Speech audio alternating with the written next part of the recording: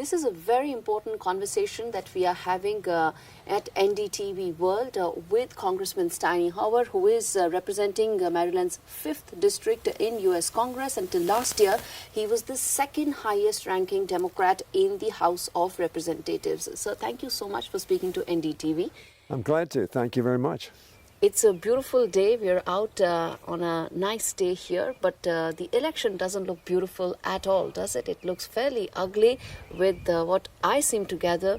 Both candidates seem to suggest that if they don't come and they don't win, things may not be the same ever again. How do you read the situation? Well, I think both candidates are probably right. Now, ever again, those of us on for Mrs. Harris, for Senator Harris, believe that her opponent is not worthy of being president of the United States, either by character or by rhetoric or by experience, frankly. He's had very rough experience as president of the United States, particularly as he closed and refused to leave and follow the democratic process. Many of us think he committed an insurrection and tried to overthrow the processes of a democratic government. We don't think that qualifies him to, again, have that kind of power. But it is apparently, according to the polls, a very close election. So we're on the eve of the election yes, here. Indeed, yes. We'll see what happens tomorrow. We have a somewhat different system than many other countries have, in that we have a thing called the Electoral College. Right. Mr. Trump did not get the majority of votes when he was elected president. Yes. He didn't get the majority of votes when he was defeated in his try for re-election. So we'll see what happens This time tomorrow. around, yeah. What makes you, as someone who's seen American politics for decades, 5 decades, 6 decades, so closely, why do you think the election is so close, especially when your opponent is someone whom you think is not worthy of the office? Well, I think there's been a lot of misinformation, disinformation. Frankly, from my perspective, we have an economy that the Wall Street Journal, just a couple of days ago, not a Democratic-leaning paper, as you probably know, indicated that whoever is elected president is going to inherit one of the best economies in the world, and one of the best economies we've had. 16 million jobs created in 4 years.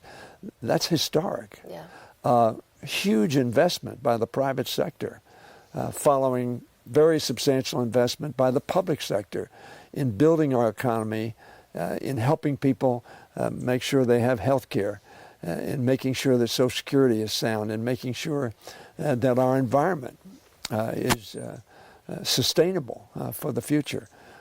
Frankly, the Congress that Joe Biden, President Biden, and Vice President Harris presided over, in effect, Yes. was an extraordinarily successful Congress.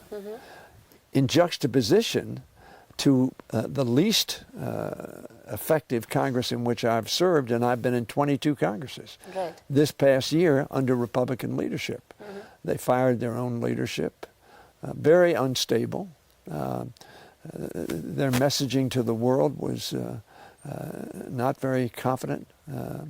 And so I think that the economy, however, prices have gone up, inflation has been too high, and people are having a tough time, and they attribute that to the Biden administration. Yeah. They're wrong. They're wrong because inflation rose all over the world. Why? Because the pandemic hit us, and what happened? Supply production shut down. Yes. So supplies were in short, and as soon as the pandemic ended, demand rose. Yes. And therefore, with short supply and high demand, Prices rose up. prices go up. That's just, those are the way the economy works. Indeed. But then this is something I ask you, given your decades of experience in politics, that why is there a section who feel that the economic plan of Vice President Kamala Harris in terms of presenting for her presidency doesn't seem to have been absorbed well by the voters? Because that's something, and I've heard on multiple occasions of feedback where maybe the economic plan that she presented to voters didn't find the kind of resonance that she would have ideally liked to. I think in some quarters that's true, in part because it's the Republicans have spent a lot of money demonizing the economy, but the overwhelming number of economists and Nobel Prize winners have stated that Kamala Harris's economic program is vastly better than the one that Mr. Trump offers. And in fact, they believe that the Trump plan will cause greater inflation, greater unemployment,